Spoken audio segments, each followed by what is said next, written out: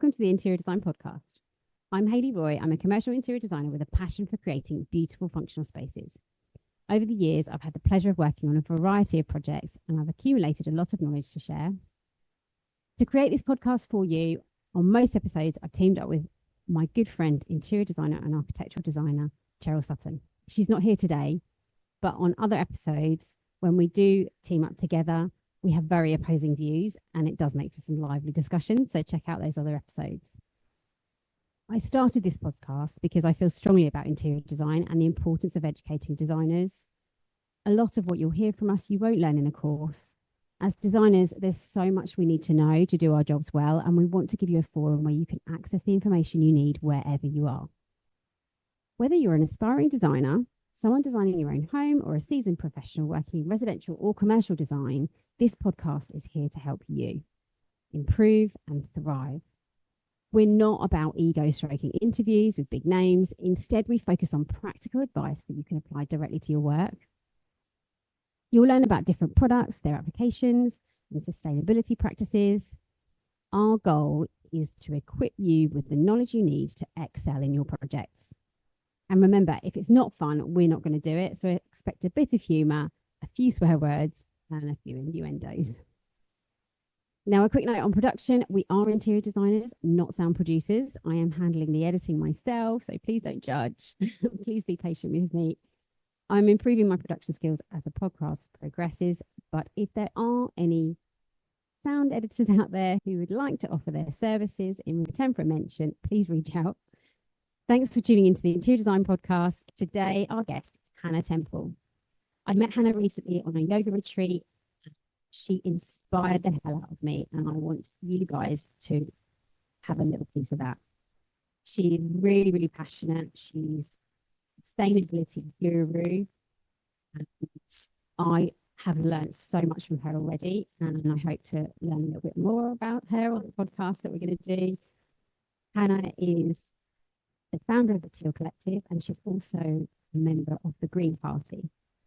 So I really just wanted to share with you guys who Hannah is, what she does, and what she's got to say, because what she's got to say is really important. I hope you enjoy.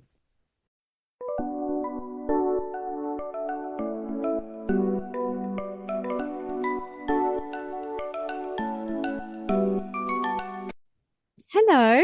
Hello. Hi. This is Hannah Temple, the amazing Hannah Temple. And this is Harvey, who's exposing himself a little bit more than I'd like.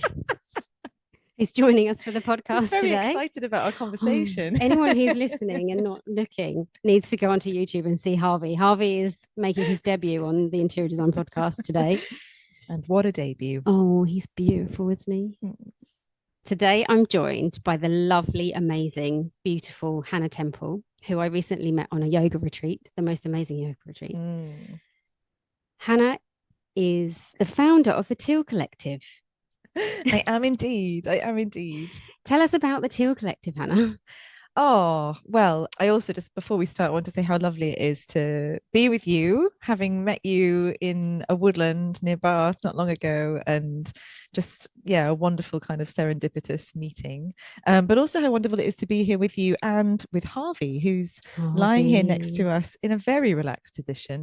So as you say, I'm the founder of an organization called the Teal Collective, and the Teal Collective is a collective consultancy.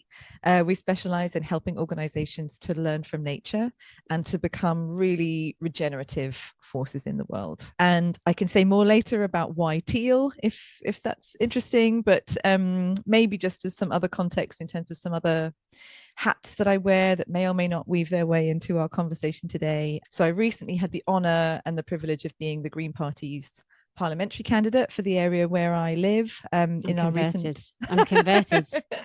I am. Excellent. Well, as much of that as I can do, the better. Yeah, and would love to stand again if I'm selected. And I host a podcast too. So I host a podcast called A Thriving Future, which is where people can encounter other organizations who are also on the path to regenerative. And the intention of that podcast is that people can hear their stories, learn about what they're doing, what's working, what's not.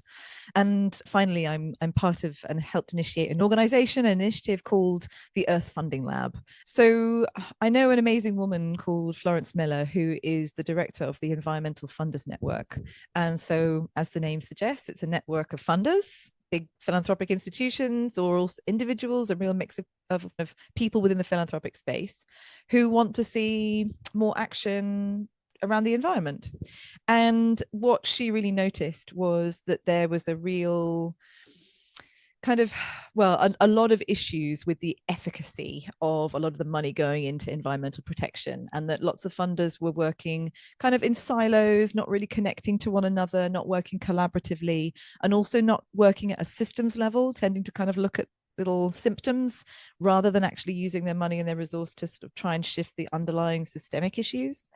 And so we created a lab, a kind of program and a community for funders to come together to learn and unlearn about, well, the guiding star within the lab is around how do we create an economy that serves life? How do we create an economy where that is the real priority? And so we brought together a group of funders who are curious about working towards that question, who want to work together. And so the program is a space to sort of learn about what an economy that serves life might look like, and also how to do philanthropy and funding differently so that they can kind of be part of a solution or a move towards something different. Yeah, so it's really exciting. And actually, if anyone is curious to join, if anyone listening is in a funding position or role or curious about that world, then we're starting what we call the base camp training, which is kind of the on-ramp for the lab if anyone is curious. Exciting. Thank you. So after all that, you now know why Hannah is sitting with me, because she's amazing and she's got so much experience in the whole sustainability, regenerative area that I really wanted Hannah to come onto the Interior Design podcast to teach us a thing or two about how we can be more sustainable and regenerative in what we do as interior designers, or anyone who's aspiring to be a designer. So thank you so much for coming on. Oh, not at all. It's such a pleasure. So first of all, what advice have you got for interior designers? Oh my goodness. Well, I think probably a lot. And I think, and I tend to kind of avoid saying advice but I mean, lots of thoughts, I suppose, around kind of the connection between interior design and the idea of being more regenerative. But maybe it's helpful just to briefly explain what I mean by regenerative as a start point. So, because the word regenerative, which is something which has really exploded in use, we're seeing it in lots of different sectors. It's really kind of a bit of a buzzword, but there is no kind of one uniform definition of what regenerative is or what a regenerative business is. So my definition, what I use, what I think is the simplest and clearest definition of it, is something that is regenerative is something that creates conditions for the greater thriving of life. And I think there are three key things about that definition which are really important to notice. One is that we're talking about thriving. We're not just talking about the survival of life. We're talking about its true flourishing, the optimizing of life's potential. So we're not just aiming for like a mediocre goal. We really want thriving. This is an ambitious thing.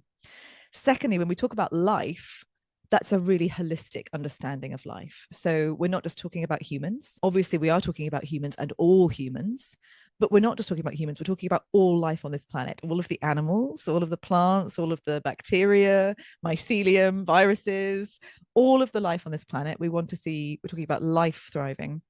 And crucially, we're not just talking about life thriving now. We're looking at what is the greater thrive? What can we do to support the greater thriving of life into the long term, future generations of life on this planet, and that holistic balance of interconnecting life. And the final third thing about the definition is that we're talking about the greater thriving of life. So being regenerative is not a destination. It's not, okay, we as an organization or as an initiative, we've done X, Y, and Z. Done. We're regenerative. Tick. We can pat ourselves on the back and applaud ourselves. No. Being regenerative is it's a more fundamental shift. We're not just kind of replacing maybe what's been there for sustainability or various other different kind of certifications and things that are in place with a new sort of set of checklists. Being regenerative is about a different way of being in the world. It's like a fundamental shift at not only a head level, but really at a heart level as well. And so when we talk about it being the greater thriving of life, it's a recognition that this is not a destination. This is a constant way of being, a constant process of evolution. Because in the same way that in nature, nothing is ever still, nothing is still, everything is always adapting, evolving, changing. And that is what we mean by regenerative, is something that is constantly seeking the greater thriving of life. So that's kind of what I mean by regenerative. And there's a whole world of what I could say about how that translates to business and organizations. But I wonder. I mean, I think that was something you just said there was really hit home, because as a designer, I really struggle to choose the most sustainable products. I want to do that all the time, and I try and do that all the time. But how do I know? And actually, I think that by you saying, it's a constant thing, it is about working with people to try and get that, that shift, isn't it? It's about working with suppliers, because suppliers aren't going to just change from cradle, into cradle to cradle if that's not what they've been doing before, for example.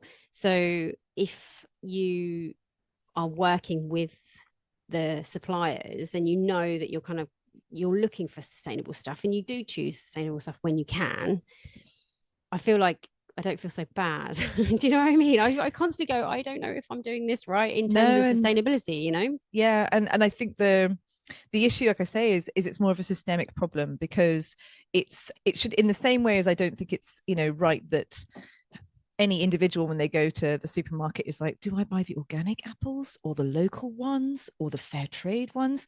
You're going, choices, what's the right call? And really what I think should happen is that, at a systemic level, we should only be offering products in stores that meet minimum criteria, and that it shouldn't be down to the individual to have to do 10 hours of research to decide what carpet to buy. There should be minimum standards legislated. That's not where we are now. And so I know one of the things that we talked about a bit when we met, and that maybe sparked a little bit of how we ended up here, was, you were sharing that frustration with me of, I have to make choices about who I buy things from. I have to make choices about what suppliers I work with. And I just feel a bit in the dark about how to do that in the best way. And yeah, I mean, I suppose from where I sit, so I spent a lot of my career working in sustainability and human rights, so a lot of time in supply chains, on factories, in farms, in offices around the world. And there's a lot of very unpleasant stuff that happens environmentally and socially.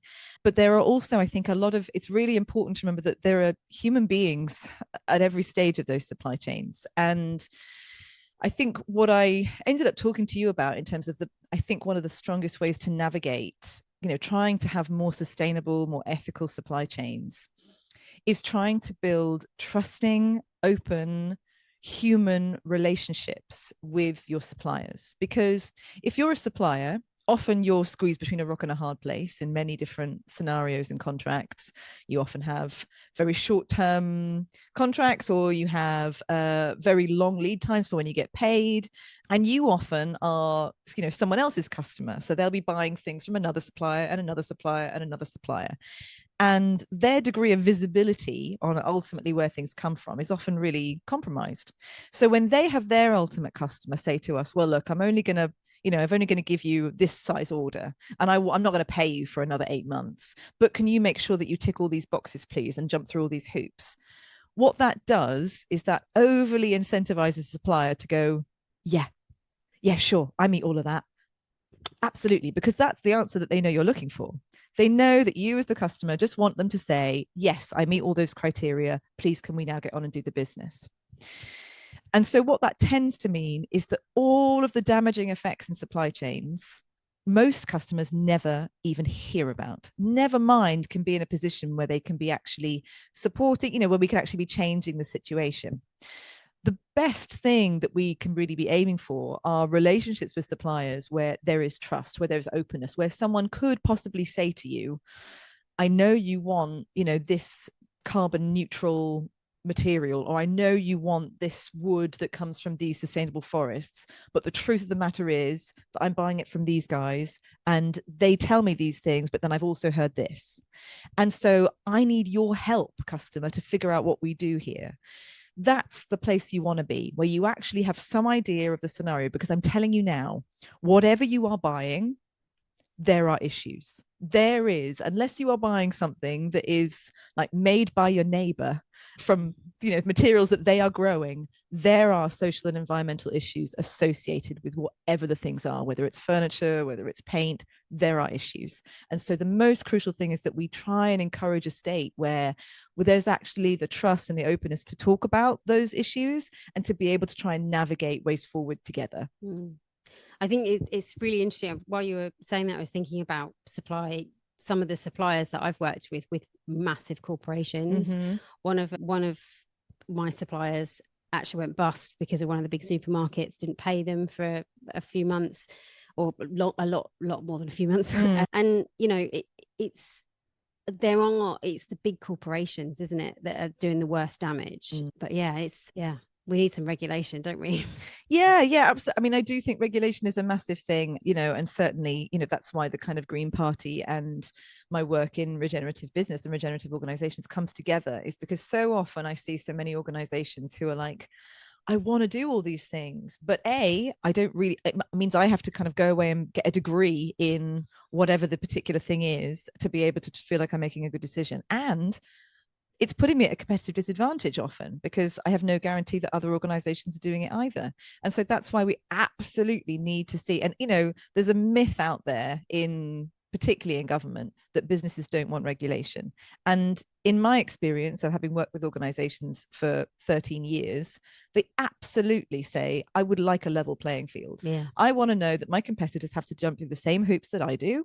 I want to know that we're all working towards the same thing. And most organizations recognize that we want a future where our environment isn't destroyed, where we do still have soils that can produce crops, where we do have healthy air pollution, healthy air and less pollution, where we don't have people who are so impoverished that they do desperate things. That's not good for anyone's business. So they really recognize that actually we do need these minimum standards so that they don't feel like there's a disincentive from kind of protecting their own future as a business. Yeah, I mean, having worked in business for a long time, one of the things that I really try and do is understand that everyone has to make a profit. You know, you're not in business to not make a profit. You're there to make money, and everyone has to make money.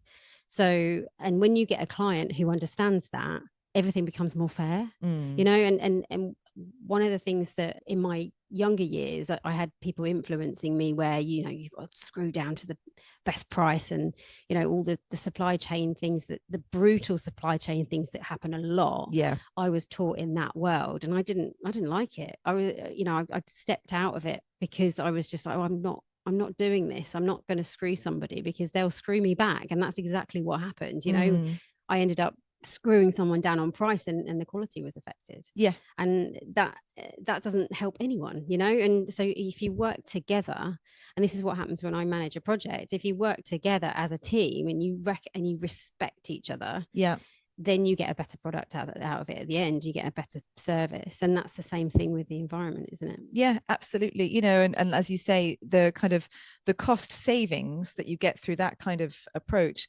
tend to be very short-sighted, or even maybe not even there at all, because as you say, there have been certainly organizations that I've worked with before who've had a similar approach, you know, really pushed their sales teams to be aggressive at cost cutting and so on, and then there's ended up with a huge scandal of, you know, a child labor has been found in one of their factories, and you're going, well, you make it happen. Yeah, exactly. What other option did they have? Or, you know, huge long hours being worked because they've placed a huge order at very limited time frame. You know, it's like, this is not quantum physics. You can see that these are connected, and so then you pay the cost of the reputational scandal. You pay the cost of the fact that children, if you're having children in your factory, I have to tell you, as someone who's visited a lot of factories, if there is a factory where that kind of thing is happening, that is not the factory that has great quality. That is not the factory that is producing you really reliable, high quality products. You are paying that cost in a whole load of different ways. So it's really short-sighted. And I do want to kind of shout out, you know, a number of organizations who are doing things differently. And there is a furniture manufacturer called Vitso, who I think do a lot of really fantastic things in this space that I think are relevant to lots of other areas of kind of interior design. So, and the thing that's directly connected to what we're just talking about is that they do not incentivize their sales teams by sales. They incentivize them by selling the right amount of product, and it's designed for the really long term. So they say, we're not trying to do newer, we're trying to do better. Their sales teams are encouraged to directly undersell, to say, if you're not sure, have less, and you can always have more, you know, you can always get more of it. You can always add more things on if you want. Please have less. Make sure that you only take what you really need, so that we minimize consumerism, we minimize waste. And they also, their products are designed in a kind of modular fashion, so that you can, if you buy this armchair, you can extend it to become a sofa. If you buy this shelving unit, you can mix it around and add other things to it. It's modular, it adapts, so that because another way in which I think this idea of kind of supporting more regenerative thinking around interior design is, interior design has become a bit more like fashion, right? It's become very like fast, lots of different seasons. People are like, oh my goodness, we haven't redesigned our bedroom for 2 years. Oh my God, we've got to redo it. And you know, that can be extremely damaging in terms of waste if we're chucking things out and beginning from scratch each time.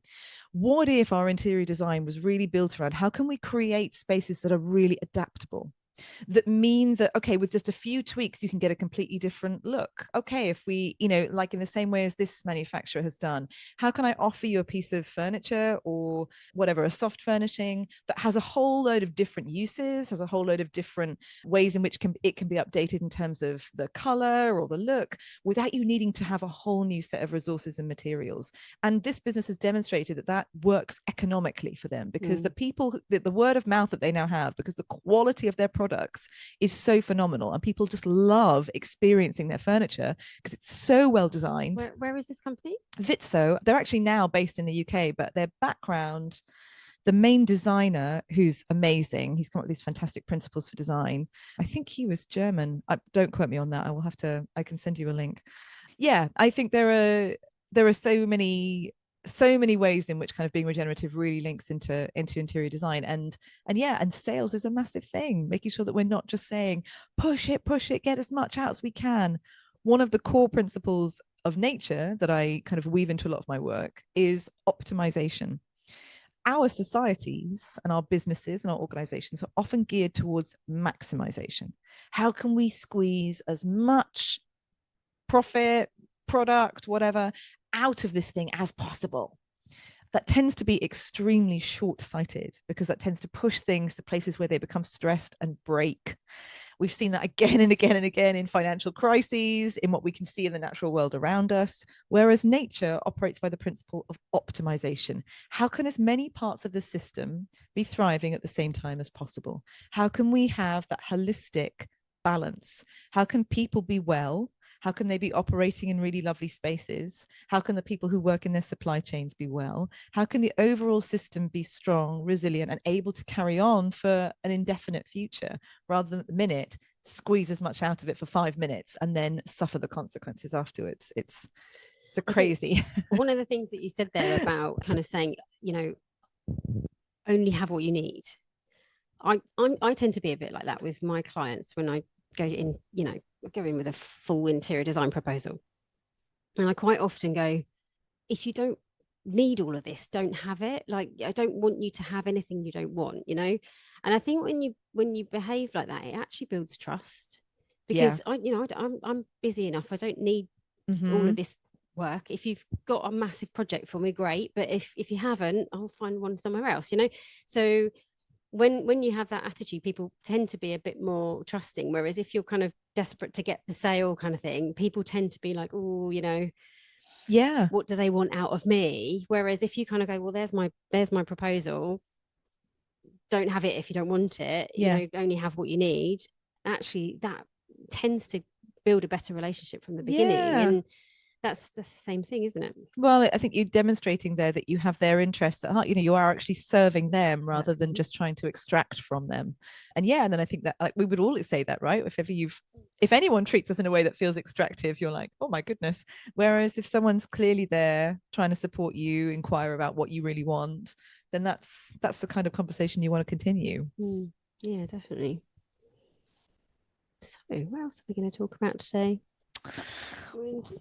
Well, I would love to talk about the idea of regenerative in interior design and in kind of design in spaces, if that's... Absolutely, yeah. What are your thoughts on So how do we designers do it better in terms of regenerative and sustainable? So I think I have a framework for what it means to be a regenerative organization. I think part of how you do design work better is also about how you operate as an organization yourself. And that kind of links. So the framework that I use for regenerative organizations is in the form of a tree metaphor. So, and what that does is kind of just try and help people see all of the different ways in all of the different aspects of organizational activity that relate to the idea of creating conditions for the greater thriving of life. So the soil represents the organization's fundamental legal structure, fundamental financing, origin story. It's like the fundamental groundings of the organization. Are those structures that fundamentally prioritize the greater thriving of life, or do they prioritize profit? Those things can make a massive difference to the freedom that an organization has to really be able to put the thriving of life first. Second thing is your root network, which is all of your relationships. That's what we've been talking about with the supplier relationships. What's the quality and the nature of those relationships? When you talk about a tree, you want that tree to have lots of roots, for those roots to be deep, for there to be a reciprocal relationship. There's materials coming from the soil. There's also energy coming down from the leaves. You have this balanced reciprocity, but those relationships are deep and strong. So that's in your team, but also with your suppliers, with your customers, exactly what you were talking about, the trust you're building with your customers. That root network is key. Your trunk is everything internal to your organization. And I break that down into 3 sections. The bark, which is probably where we can go in a second, is around what's the physical environment like in which your operations are happening? What's the nature of your factory? What's the nature of your office, et cetera, et cetera. Your sapwood is all of your processes, your policies, your KPIs, your governance structures, your internal workings. And the heartwood at the center of your trunk are the values, the beliefs, the worldviews that inhabit your organization. Then you have the fruits, flowers, and foliage, which is what you put out into the world. So as an interior design business, it's your services, but it's also your waste, it's your messaging, it's your reporting, it's everything that you're putting out into the world. What's the nature and quality of those things? What do they do and add to the world? And the final thing is materials. Materials is what is flowing through your organization. Yes, in terms of raw materials, like maybe you buy a whole load of computers and what happens to them afterwards, but it's also things like money. How is money flowing through your organization? How is it operating like a nutrient, like a material? How do you make sure you have enough, but not so much that it's unhelpful? How is it flowing easily from where you make it to where it can be put to good use? So there's one way I would answer your question that would be to say, by being an example of a regenerative business yourself, by incorporating kind of nature's wisdom across those different areas.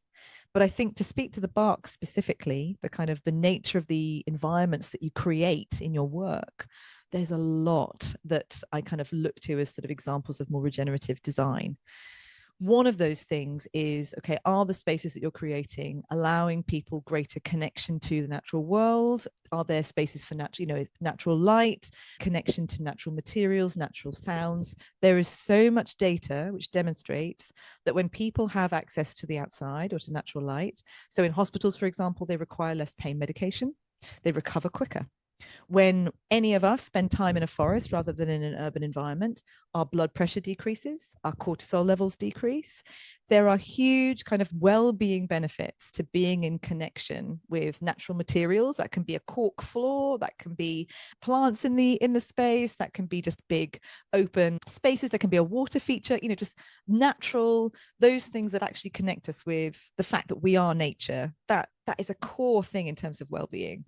And also making sure that those spaces are really kind of biophilic. They encourage, and that means like love of nature. They support and encourage that creativity, that focus. Oh, that's another thing that happens when you spend time with natural environments, is you get greater focus, greater memory.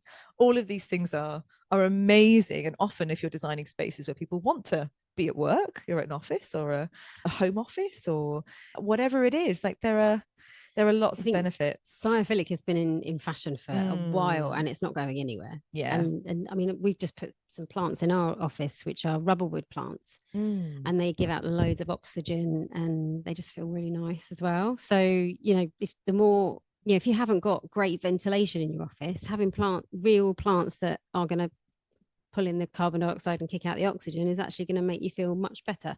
Exactly. So I love biophilic. If you know me and my website, you'll know. You'll know Excellent. that I love a bit of a plant. Plants in everywhere. I actually put it in my proposals now, plant plan. And I'm like, people are like, why do I need a plan for plants? Because I'm going to put a lot in there. Oh yeah. If you let me. Oh yeah. Gorgeous. So in terms of, there was a couple of things I was thinking about then. As an interior designer, I mean, we've heard in a previous podcast, Cradle to Cradle Sustainability, when we were talking to Lewis Pullen about how 50% of the waste that goes into landfill comes from construction. And ever since I heard that, I have been on a bit of a mission to not put anything into landfill unnecessarily. So that is why there's an enormous pile of furniture over there, which I've got on Facebook Marketplace, and I keep going, do you want some desks? And I'm trying to repurpose it all and sell it for a $5 or a $10 or give it away for free if I have to.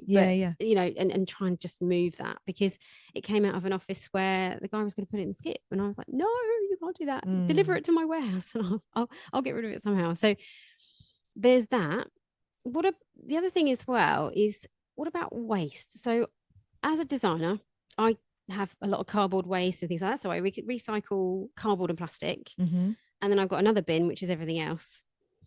But in a corporate environment, we don't have a food bin like you would at home and stuff like that. So in terms of recycling, how do I do that better? Is there any organizations that will recycle more than just, because we're with Viola, I think it's Viola. Yeah.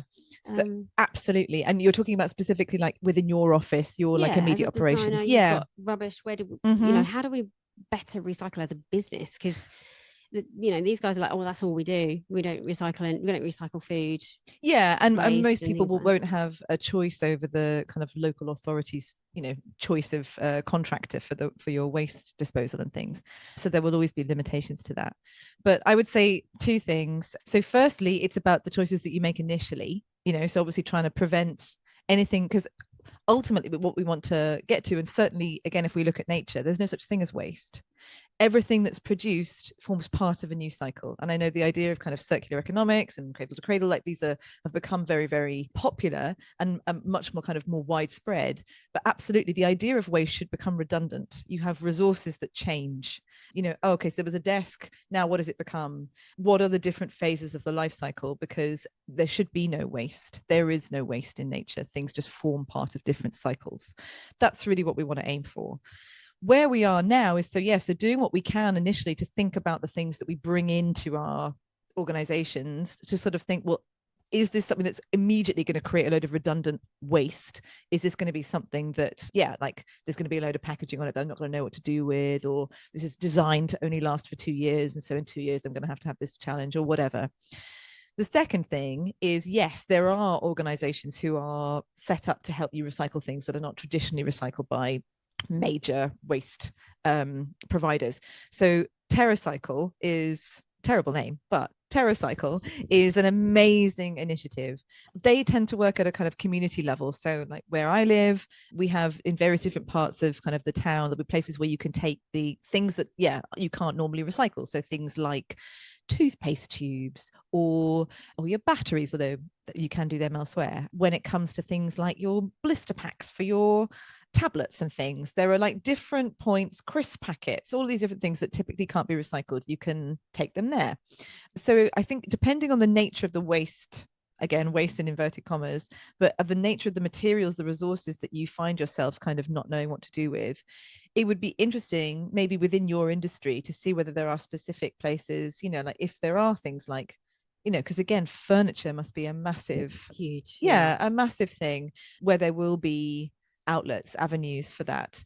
And I think more and more people and organizations are recognizing the need for that support, and more people are interested in upcycling, second life, pre-loved. It's become a major thing. And I think as an organization, the first thing you want to do is prevent that in the first place. Try and make sure that you're not choosing things that are going to not last you for a really, really, really long time. But secondly, if you do have things that you can't make use of anymore, to really, really try and make sure that they have an opportunity to just form, enter a different phase of their life cycle rather than, just being shoved in the ground. Yeah.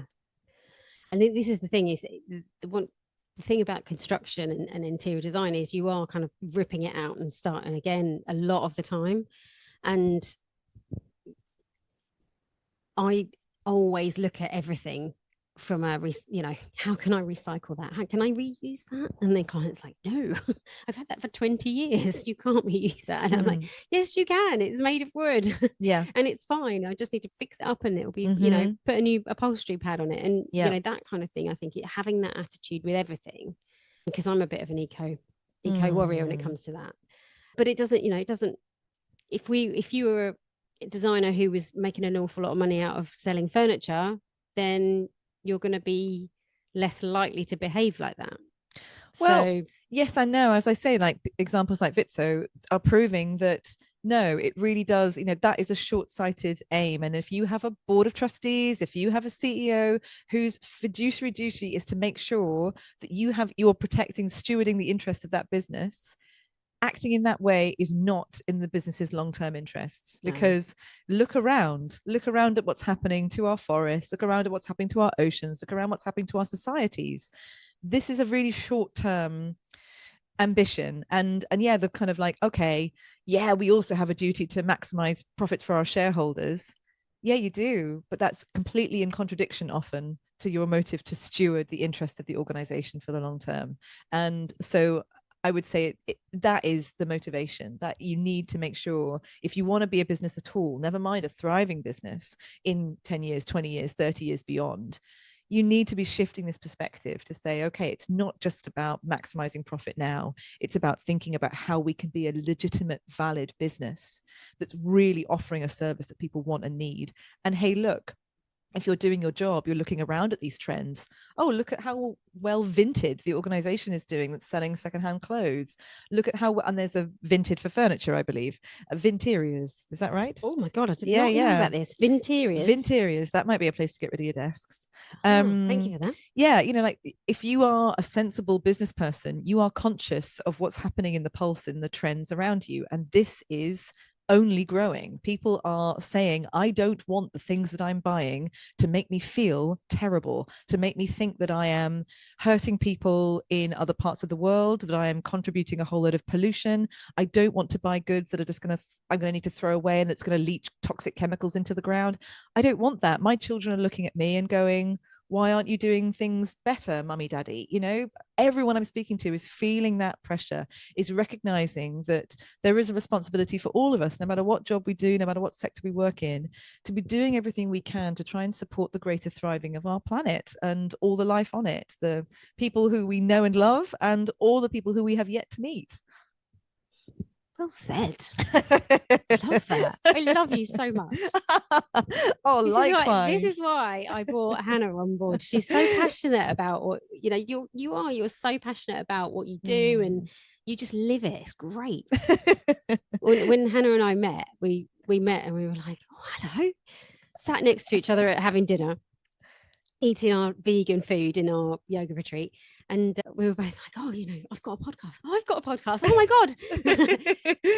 But we were chatting all night that night where we were like trying to put the world to rights about sustainability. And I was like, oh my God, you're amazing. Oh, well, likewise, that was just such an amazing retreat full of awesome people. And yeah, it was just a delight always to kind of meet people that you can just geek out with. Yeah.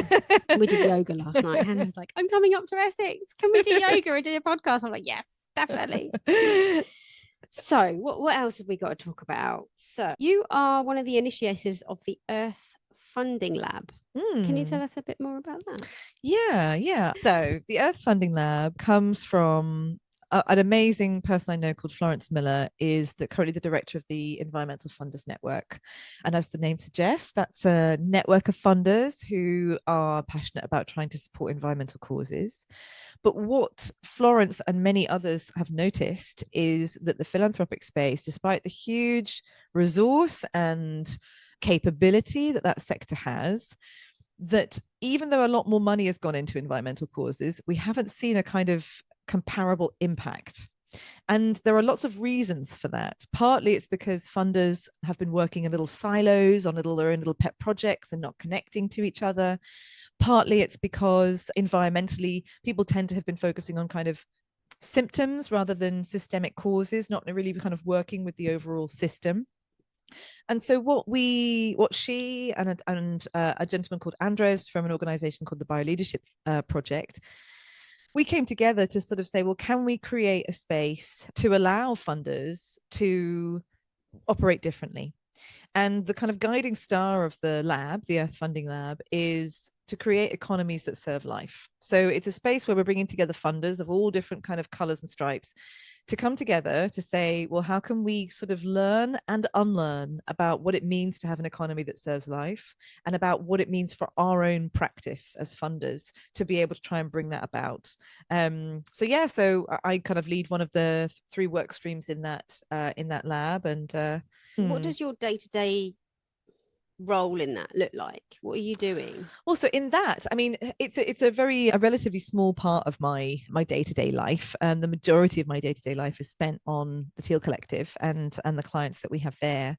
But within the Earth Funding Lab, primarily I'm leading one of our 3 work streams. So the work stream that I lead is specifically looking at how might our tax system evolve to support the greater thriving of life. At the moment in the UK, we have a very unfair tax system, and also a tax system which incentivizes a lot of the behaviors that we don't want to see and disincentivizes some of the good stuff. So in direct relationship to what we were talking about earlier, for example, there is VAT on repair and restoration of properties, but there's not VAT on kind of starting from scratch. So it's cheaper for people to build a new home than to restore an old one, for example. God, yeah, I was talking to someone about this yesterday, and they were saying they were buying a property, but they didn't want to renovate. They didn't want to renovate it. They wanted to knock it down and start again because they wouldn't have to pay VAT then. Yeah, exactly. So that's a perfect example. I was just talking about that yesterday. I mean, yeah, and it's completely crazy. And everyone who looks at it from the outside goes, well, that's mad, because why wouldn't we make use of? And often people are like, oh, well, there's lovely features to older homes that I'd like to keep and have homes with more character, or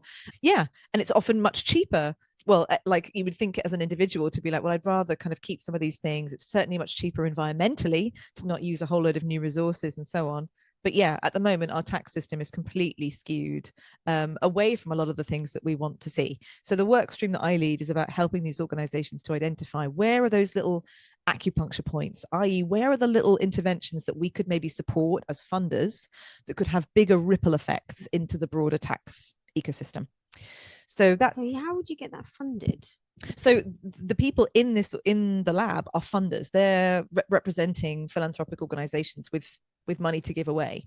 So we are identifying the initiatives that they might want to put their money into that will have ripple effects. So if you were, for example, right, so you're talking about the tax system, and the VAT, how would somebody fund that? Are you talking about funders who want to make a profit? Or no. Who are giving away money for charitable causes? For philanthropic causes, yes.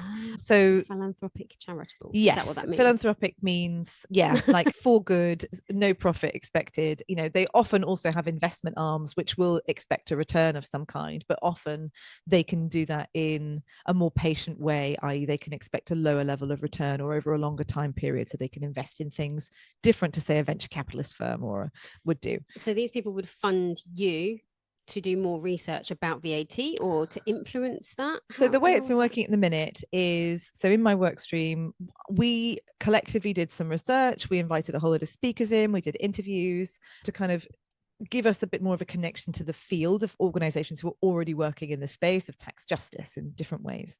And that allowed us to develop kind of a picture of, well, here are a few ideas of things that might need more support. Like, oh, there's this amazing initiative that's happening, but it's tiny, it needs something to really help it launch to the next level. Or we identified a theme where there's a whole load of fantastic kind of pockets of work, but they're not well connected to each other. So what if we helped to either bring them together through an event or hired someone specifically to be what we call an ecosystem weaver, to connect those spaces, to help them to meet and know one another? How can we also help the amazing work that they're doing to connect with policy makers, whether they're kind of within government, but also kind of people in the media who massively influence the agenda? How can we be engaging with them? And so how can we develop roundtables to sort of help because there's so much data which demonstrates that actually the majority of people in the UK are happy for there to be higher taxes, provided they're fair, i.e. overwhelmingly on people who are much richer. So the majority of people wouldn't pay more, but the wealthy people and institutions pay more tax in order to fund the stuff that we collectively want, that we do want good public services, and we do want a just transition. We don't want our future to be completely trashed by climate change. We would like our children, our grandchildren to have some kind of feasible future. So people are saying, actually, yeah, when I listen to some evidence, I would really like that. But there's this narrative in government that goes, oh, and we heard that play out in the recent election massively. We can't possibly talk about increasing taxes because people freak out. And we go, actually, if you increase the taxes on people with over £1 million worth of assets, for example, by 1%, and you increase people who have over £1 billion of assets by 2%, you get over £50 billion of income every year into the government, which more than resolves the restoration of the NHS. If you make sensible choices with tax, you can really dramatically transform society. But there is an absolute cowardice in our current leadership to actually be able to talk about this topic, because they're just afraid people will go, oh, I'll run away from that. And it was just devastating, I think, to see the really damaging rhetoric in the recent election, where it was just like, taxes are evil. And it's like, it really depends on what tax we're talking about and on who. I think most people would agree that fossil fuel companies should pay more tax. I think most people would agree that Google should pay more tax. I think most people would agree that Rishi Sunak should pay more tax. It really, really depends what you're talking about. And it's been used as a massive excuse to not make some really important decisions that would benefit all of us. Oh. I know. Was that actually a noise? That was a noise.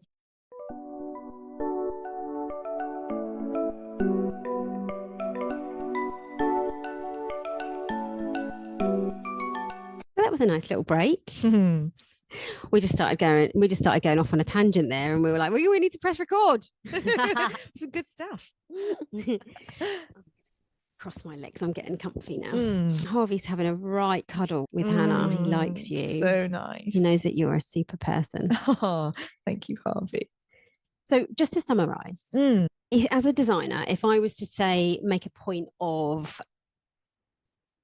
every time I have a supplier meeting to talk about what are you doing to be regenerative?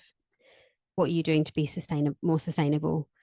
How are your products adaptable and built to last? Is that a good thing to start doing?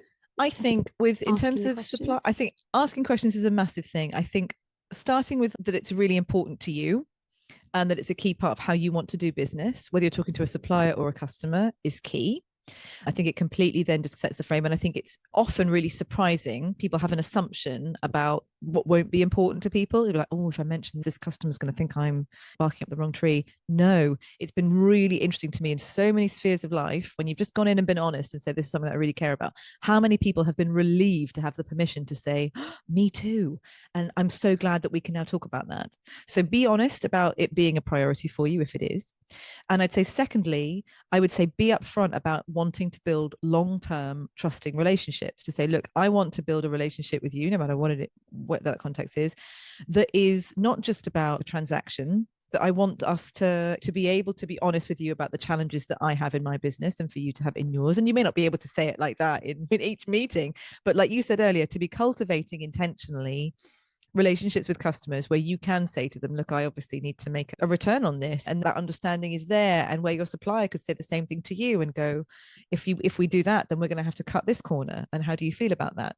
So I think that's a massive thing, is trying to build relationships with that trust and vulnerability and honesty in. So what if a designer wasn't as in a position that I am, where I can say no to something if I don't want to do it, and they needed the work? Would you have any advice for someone like that? Yeah, I think that's a really important question, because I think there might well be lots of people thinking, oh, well, this is all very well and good if you've got enough money coming in. And I think that is a really crucial question, because as with the tree framework I mentioned earlier, when you think about money as a nutrient, you don't want too much. No organism out there wants too much, but you also need enough. It's absolutely crucial that this is not about sacrificing yourself. This is about making sure that you have enough to do the work that you want to do well. So it absolutely is crucial that you have that. I would say that from the experience of setting up the Teal Collective, when I set up the Teal Collective, What I did intentionally was to try and make it really lean, really low overhead, so that I'm never in a position of having to compromise our values, our principles, what we're here to do, because I need to get that job in. Because there might be a scenario where that happens at some point, where whatever, I fall on hard times and things change. But the intention of the business is to try and reduce those overheads as much as possible, so that I'm not in the place of going, oh my God, I have to pay 10 salaries at the end of this month, so we have to take this job, even though it's totally not in line with our values. I want to avoid that possibility as much as possible. So I would say that you can never, I'm certainly not going to sit here and say that person out there, if you're in a position where you have to take a job because you need to survive, you have to. I'm certainly not going to tell you not to do that. But I am going to say that you can try and design your own organization from the beginning to give you as great a chance as possible of being able to prioritize the values that you care about. And so maybe it's about making it a lean organization that means that you can really adapt and respond to the scenario and not have to compromise. It's also about some of those fundamental questions, like I mentioned earlier, like setting yourself up organizationally, legally, as an organization that can prioritize the greater thriving of life over profit. If you set yourself up as a shareholder owned organization with a company, a limited liability company, the overwhelming legal leaning, you are immediately setting yourself up in the direction of prioritizing short-term profit. The organization that I run is an organization limited by guarantee, which is a legal structure available in the UK, which means that legally my organization can only ever use the money that it gains for its purpose. It can never be something that I sell and make millions of pounds from. It means the legal structure guarantees that the money that comes into this organization is used to further its mission. So there are lots of things that you can do as an organization to make making the regenerative choice more easy, make it more natural, the sort of general direction the organization is pointed in. But absolutely, you need to make sure that you have enough nutrients. But often the answer to that is by asking yourself, do I really need to have 10 offices? Do I really need to have X, Y, and Z? Or can we do things lighter in a way that means that we can actually prioritize the quality of what we do?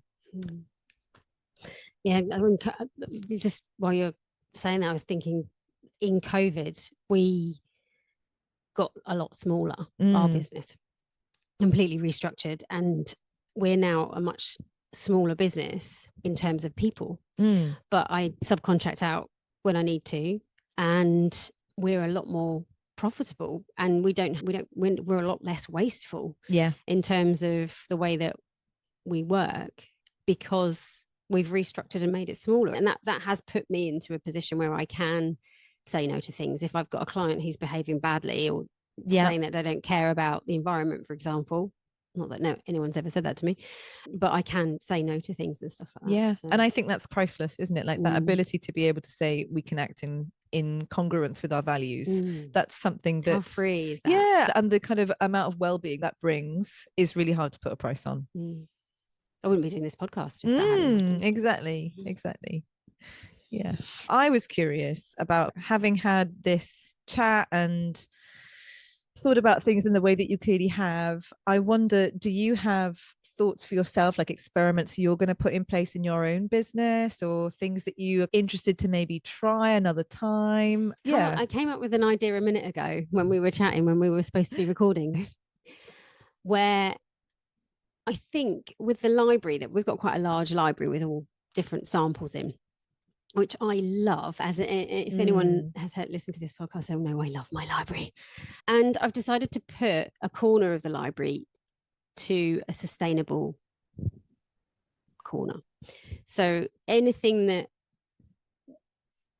supplier that comes in and we have a material that is recycled and recyclable goes into one bit, and maybe have a secondary one that's recycled but not recyclable, one that's recyclable that's not recycled. You could go manually, but I think maybe having a corner of the library where it is our go-to, that's the first place we go to, which has got all of the recycled material, I think would be a really nice start. I know a lot of them anyway, and I do go to them, but I also write, one of the things I already do, which may or may not appeal, is that I've got a permanent marker sort of on my desk, and whenever I have a supplier come in who's got a recycled product, I write recycled on it, so you can clearly see it. So in a year's time, when I've forgotten all about what that person had just said to me, I can go to that book and go, well, that's all recycled, that's good. So that kind of thing I think is really important.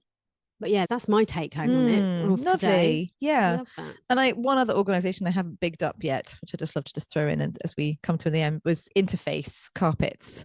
So Interface have done amazing things in terms of trying to reduce waste. So carpets, you'll know much better than I do, can sometimes be quite difficult to remove, and also often use like quite toxic glues to hold them down. And they used those little lizards called geckos that like can shimmy up glass, and they've got like incredibly sticky feet that means that they can climb on all these kind of amazing surfaces. But it's not, obviously they don't use any kind of glue. It's like this amazing, I don't know, texture to their feet, which means that it can grip really hard. Yeah, but also can release really easily and so be removed really easily. And Interface examined the way they do it, and they've now developed a version that they use on their carpet, so that their carpet never it's really easy to take up bits of it and replace it, so that you don't have to replace the whole lot. It's really easy to remove it. There's no use of any toxic glues, and it's really easy to reuse it because you lift it up, you cut it into a different shape, you put it down somewhere else.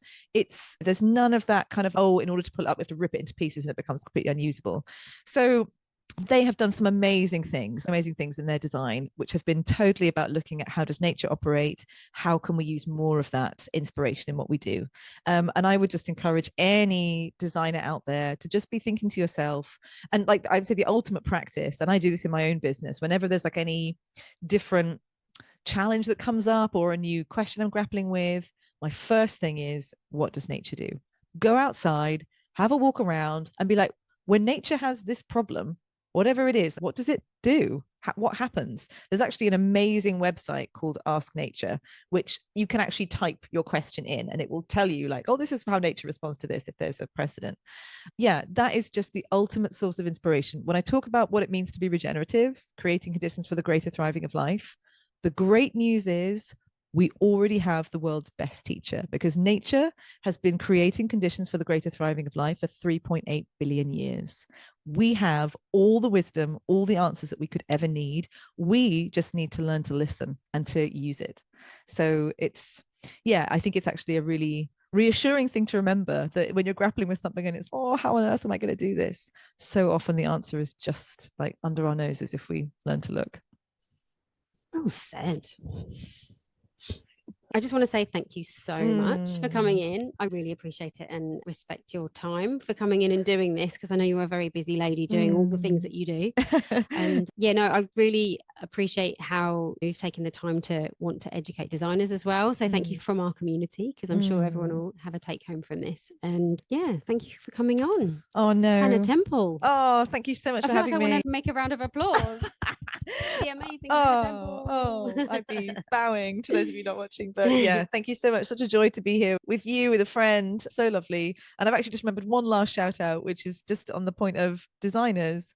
I'm part of something called the Life-Centered Design School, which is run by someone else. I just chip in as a contributor, but it's a beautiful initiative. I'd really recommend anyone checking it out. Life-Centered Design School. So I'll put all of this in the notes. Yeah, and your contact details in the notes as well. Of course, please be in touch. Yeah, and seriously, the Green Party, I never thought that I would be there, but meeting you and listening to all of the things that you said, I actually am totally in, and I really wish I'd voted now, because I didn't vote because I was just like, I'm not voting for them lot. And now I'm like, I wish I'd voted for Hannah.